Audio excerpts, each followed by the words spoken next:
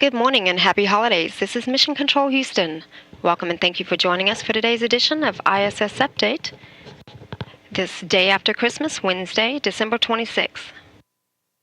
Joining us now inside the International Space Station Flight Control Room, consoles decorated with Santa caps and Christmas trees, where the team here has been monitoring the systems aboard the space station and supporting the day's activities of the Expedition 34 crew members.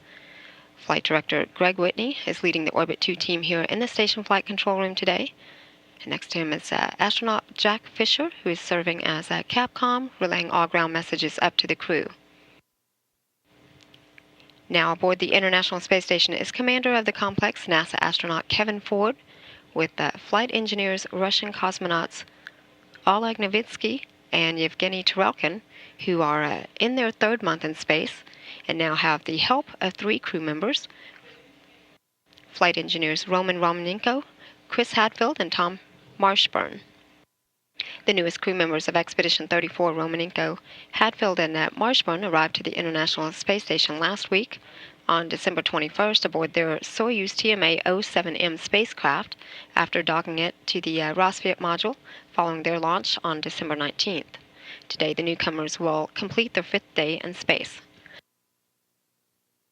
Meanwhile, they're aboard the station to greet the new crew members, Commander Ford, with flight engineers Novitsky and Tarelkin launched to the orbiting complex aboard their Soyuz spacecraft as the Expedition 33 crew back in October. Their vehicle docked to the Poisk module of the space station 2 days after their launch on October 25th, and today they will complete 63 consecutive days in space. The space station with its crew aboard is now flying at an altitude of about 250 statute miles. The orbiting facility is on a northeast-east track coming across the North Atlantic Ocean and will eventually, in about 10 minutes, make a southeast turn for a pass across the southern tip of Ireland, the United Kingdom, Germany, Austria, and Romania.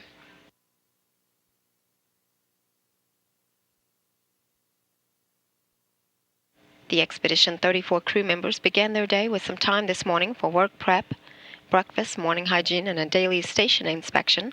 The crew then kicked off the day with the first of 2 daily planning conferences with ground controllers around the world to review the day's activities and plan for the next set of tasks.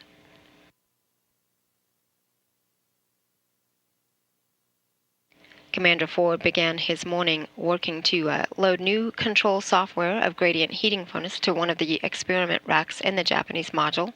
He then began working with a couple of science experiments.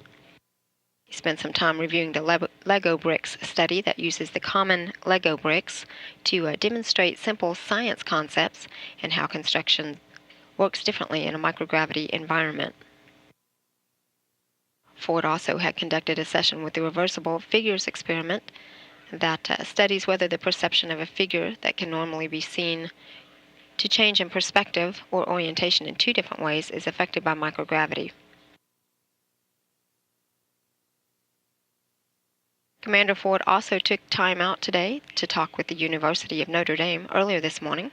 We'll replay that live in-flight event later during today's ISS Update. Ford and new station resident flight engineer Chris Hadfield had worked together for a function handover review of correct pulley alignment of the Advanced Resistive Exercise device. This is the exercise system that simulates weightlifting here on Earth.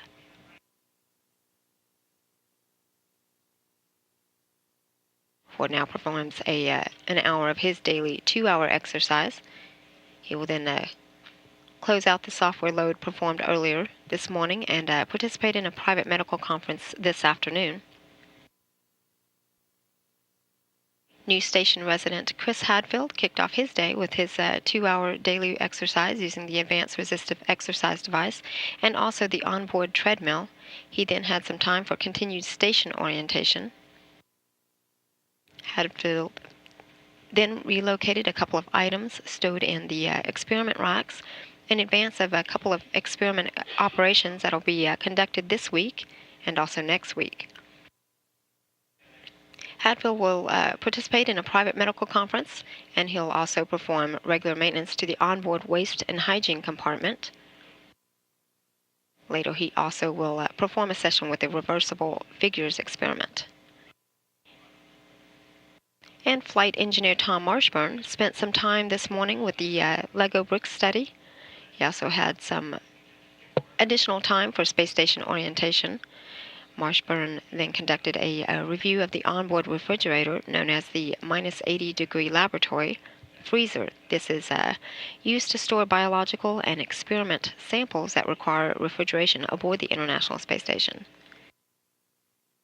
Marshburn also will participate in a private medical conference and will have time to work on an entry for the journal study.